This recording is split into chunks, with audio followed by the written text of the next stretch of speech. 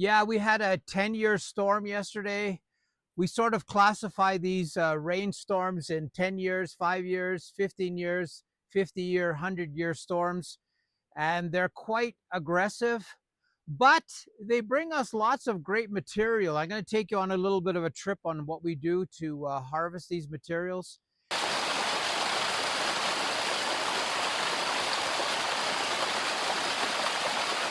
These storms are quite beneficial to us in terms of getting all kinds of materials for the garden. It's sort of the motor of our garden, collecting all these materials when the storm passes. Okay, vas atrás amigo, Laura.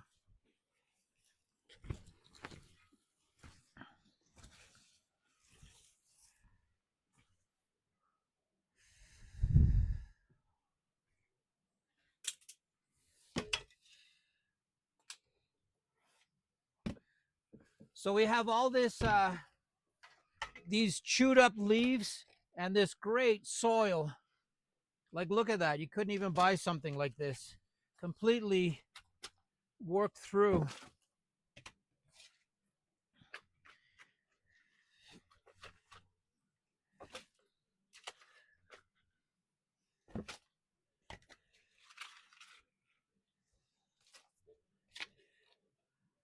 And what I like to do here is I like to track the animals that were here. There's probably it was a rat or a mouse or a hamster or something, but we always have these little pieces of evidence that there's lots of animal life here, these footprints. Okay, I'm going to take you on a little bit of a walk. So this is our secondary river.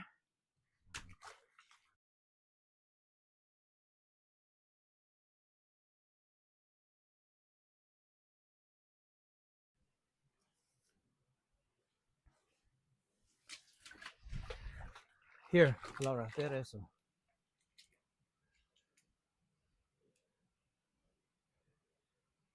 That's muy cerca. Full of mice or whatever it is, eh? Huh? ¿Es pájaro?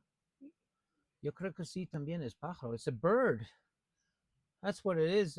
They're eating probably insects here in the river. So we've got a bit of pruning to do. We've got a lot of cleanup to do, but we'll get 5, 6, 7 wheelbarrows full of this amazing material.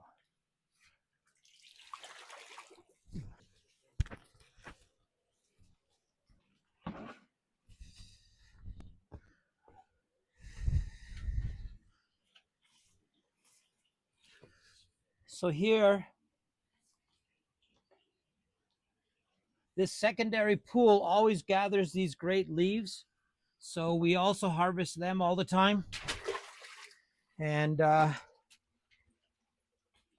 it's basically a mixture of sandy soil with lots of leaf matter.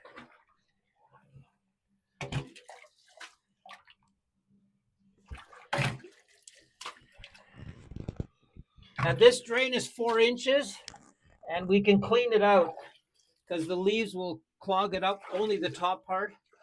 So it drains all the time. So we're going to go this way further, and I'll show you all the sand and gravel we get out of here. So the river has this ability to divide. Sorry.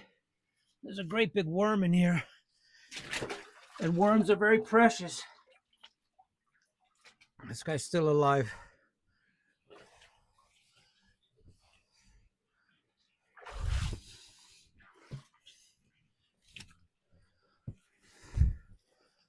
We have lots of good soil here, plant material. But on this part of the garden, we always get really good gravel. I'll show you that. Okay, Laura, vamos.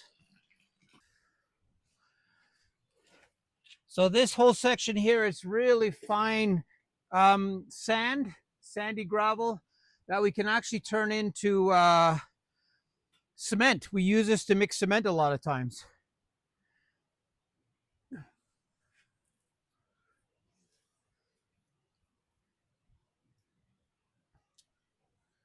Okay, we've made this real commitment to fill up this soil, fill up this side of the bank with life. We have trees stuck away everywhere. This is a massive tree that ended up here getting stuck in this mess. We have eucalyptus trees. There's all kinds of trees tucked away in this to get this to grow again. We find that the birds like this area of our garden the most because they're close to the river and they don't have our human activity as much in here. So this is always full of birds. We're hoping that this even gets even taller and bigger and more powerful, and that there's a lot of life in here that is separated from the Ecolodge. It's very important to us to have all this type of life in here. It's raining perfectly. Every day we get a really good downfall, and this really good downfall makes everything grow, even the new bigger trees that we've put in here. And there is this real idea that we want to achieve, is that life comes from this part of the garden into the main part of the garden. And it's working out quite well for us.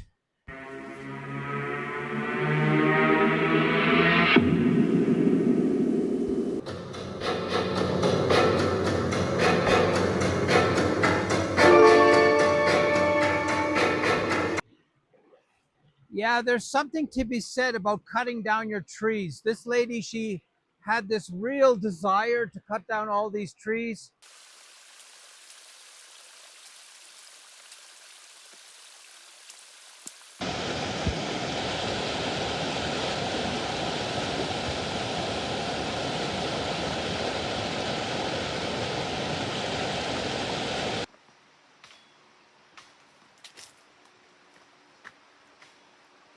And you always, in Ecuador with these loose soils, you always pay the price. You can't cut the trees down. You need the vegetation to protect your land. So it's very interesting how, you have to be the steward of the land. You have to protect every single piece of vegetation on your property to prevent these types of landslides that happen all the time.